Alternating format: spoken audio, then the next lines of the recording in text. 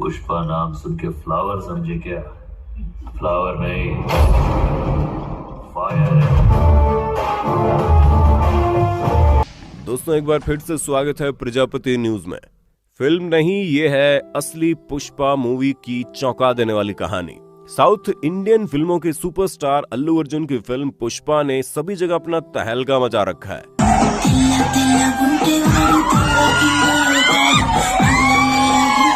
इसकी कहानी से लेकर डायलॉग तक हर एक चीज को हैरान करने वाली जोड़ी बनाकर रख दिया है। ऊपर से फिल्म में दिखाया जाने वाला लाल चंदन, उसकी तस्करी और जंगलों के बीचों बीच तमिलनाडु और कर्नाटका के बॉर्डर को देखकर आपको ऐसा तो लगा होगा आपने कुछ ना कुछ ऐसा पहले देखा है। तो दोस्तों यहाँ बात बिल्कुल सही है। ये फिल्म पूरी तरह से एक ऐसे डाकू से इंस्पायर होकर बनाई गई है जिसने पूरे 40 सालों तक तमिलनाडु और कर्नाटक के जंगलों में राज किया है, और उस डाकू का नाम है वीरप्पन। जिसकी जिंदगी से इंस्पायर होकर बनाई गई ये फिल्म पुष्पा आज बॉक्स ऑफिस पर तहलका मचा रही है। लेकिन अभी भी बहुत सी ऐसी चीजें हैं जिसे फिल्म में दिखाया नहीं गया। पर आप चिंता मत करो, क्योंकि आज की इस वीडियो में मैं यानी आपका दोस्त विशाल प्रजापति आपको फिल्म की असली कहानी बताने वाला हूँ, जिसे सुनकर आप और ज्यादा हैरत में पड़ जाएंगे। लेकिन हाँ, वीडियो शुरू करने से पहले एक छोटी सी रिक्वेस्ट है। वीडियो के नीचे रेड कलर का सब्सक्राइब बटन दिख रहा होगा, उस पर क्लिक करके सब्सक्राइब कर लें, और साइड में बेल आइकॉन भी दिख रहा होगा, उस पर भी क्लिक कर लें ताकि आपको वीडियो मिले सबसे पहले। 18 अक्टूबर 2006 देश में सिर्फ एक ही खबर गूंज रही थी। दक्षिण भारत का खतरनाक डाकू वीरप्पन एनकाउंटर में मारा गया।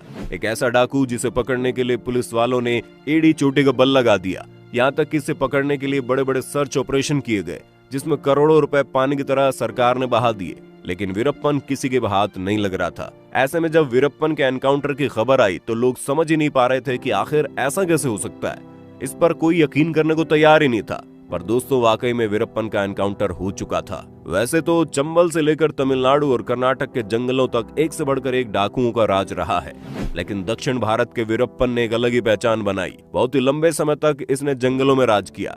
कहा जाता है जंगल इसका घर हुआ करता था, और जंगल का ऐसा कोई कोना नहीं था जिसके बारे में वीरप्पन को ना पता हो। इन्हीं जंगलों में रहकर उसने कर्नाटका और तमिलनाडु की पुलिस की आंखों में धूल झोंकी और बड़े आराम से अपनी जिंदगी जी। पूरे 40 साल तक जंगलों में राज करने के बाद पुलिस वालों की एक लंबी प्लानिंग की वजह से वीरप्पन को पकड़ा गया।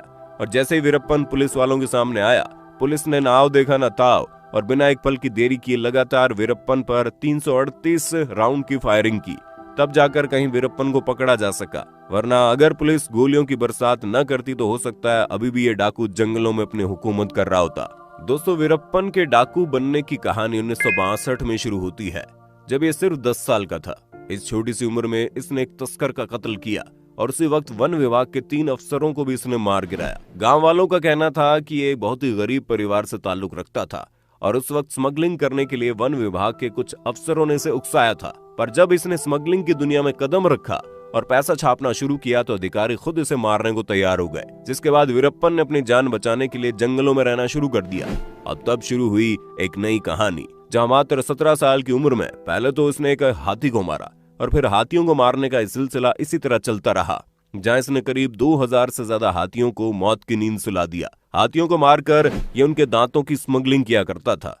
इसके अलावा तमिलनाडु और कर्नाटका के जंगलों में पाए जाने वाला सबसे कीमती लाल चंदन के पेड़ों को काटकर उसकी लकड़ियों की स्मगलिंग करता था।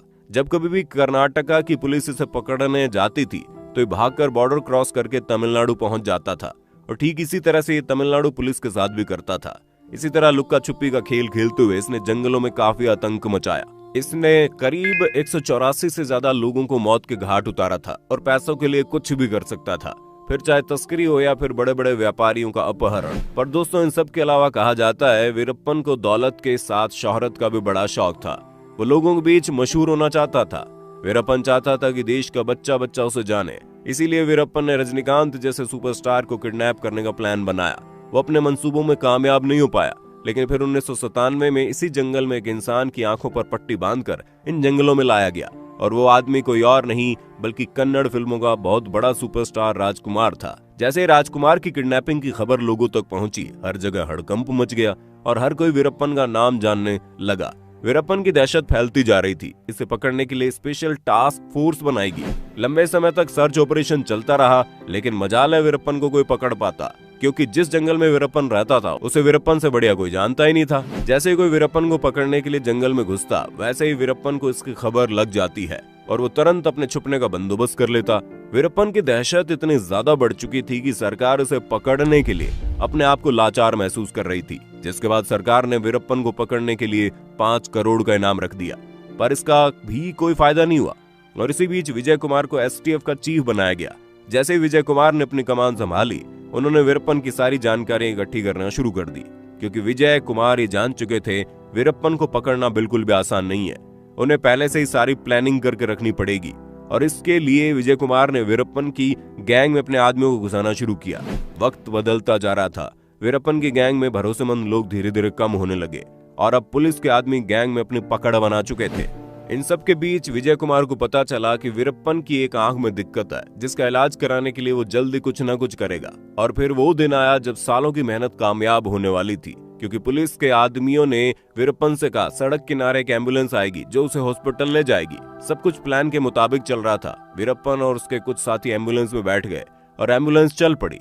थोड़ी दूर जाकर ड्राइवर ने गाड़ी रोकी और इसी बीच एम्बुलेंस में बैठे ड्राइवर और वार्डन तुरंत निकलकर भाग गए। जहां पर गाड़ी रुकी थी वहीं ढेर सारे पुलिस वाले हथियारों के साथ पूरी तरह तैयार थे, जिन्होंने लगातार फायरिंग शुरू कर दी और करीब 338 राउंड की फायरिंग के बाद वीरप्पन की कहानी खत्म हो गई। तो दोस्तों, आज के लिए इतना ही। आपको वीडियो के बारे में क्या कहना है कमेंट में बताइए। ऐसे वीडियोस देखते रहने के लिए हमारे चैनल प्रजापति न्यूज को सब्सक्राइब करना बिल्कुल ना भूलें। और हाँ, हम फिर मिलेंगे नए वीडियो में। तब तक के लिए जय हिंद, जय भारत। दोस्तों, आपकी स्क्रीन पे 2 और वीडियोस दिख रही हैं, जिसे देखने के लिए आप इस स्क्रीन पर क्लिक करें। दोनों देखिएगा, बहुत अच्छी वीडियो बनी है।